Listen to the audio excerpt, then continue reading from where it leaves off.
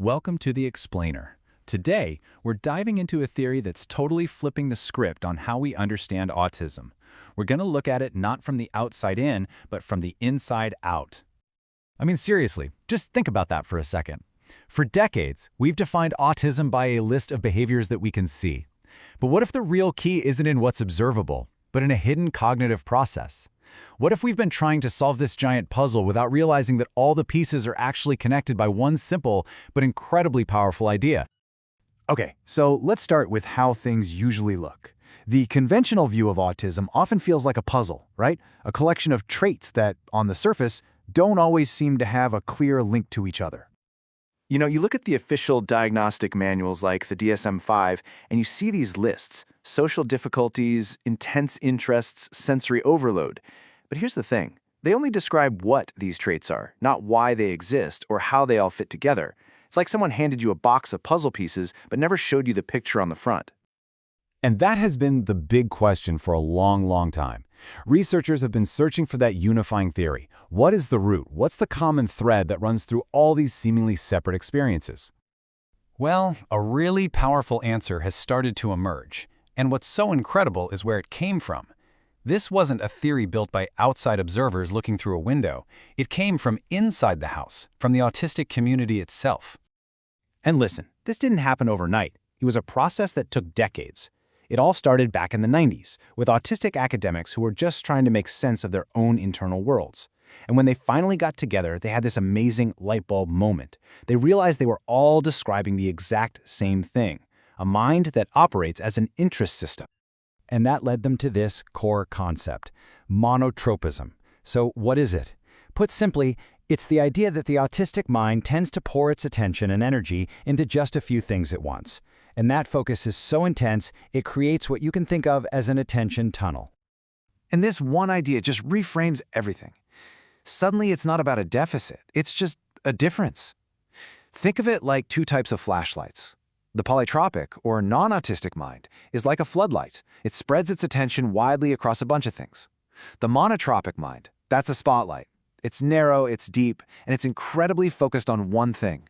It's not a broken flashlight, it's just a different kind of beam.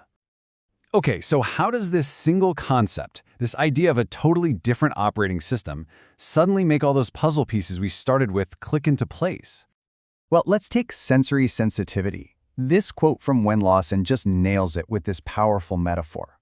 Imagine all the data of your life, every sight, every sound, every thought, every feeling, all trying to merge onto a single-lane highway during rush hour. This is exactly what can happen when a monotropic brain is trying to operate in a very polytropic world. That single highway gets completely overloaded. You get a cognitive traffic jam, and the result isn't a bad behavior or a choice. It's a system crash. It's what we call a shutdown or a meltdown. But, and this is so important, this brings us to the other side of the coin. That exact same intense attention tunnel that can lead to overwhelm, it's also the thing that enables this incredible deep focus. What people used to call restricted interests aren't a restriction at all. They're the natural, powerful outcome of a mind that's built for deep dives. But the theory goes even deeper. It also helps explain some of the less obvious, but really profound parts of the autistic experience. Things that go way beyond the main diagnostic checklist. For starters, let's talk about interoception. It's sometimes called our eighth sense. It's basically our awareness of what's going on inside our own bodies. So how does a monotopic mind, with its attention laser-focused on something else, handle all those internal signals? Well, the thing is, the signals are being sent. The body is absolutely saying, hey, I'm hungry, or hey, I'm tired. But the brain's reception desk is busy on another call.